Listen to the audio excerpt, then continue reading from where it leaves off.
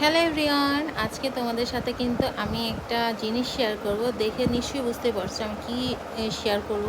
তো নিশ্চয়ই আমার হাতে একটা পেন্টিং আছে, আর এই পেন্টিংটা কিন্তু কি ডিজাইনের বা কোন দৃশ্য করা আকাশ সেটা তোমাদের সাথে শেয়ার করব। তো এটাকে একটু খুলো, অনেক সুন্দর একটা পেন্টিং, দেখে তোমাদের চোখ জুড়িয়ে যাবে। আর এই পেন্টিংটা কিন্তু করেছে হচ্ছে আমার লাভলি লাভলি সিস্টার।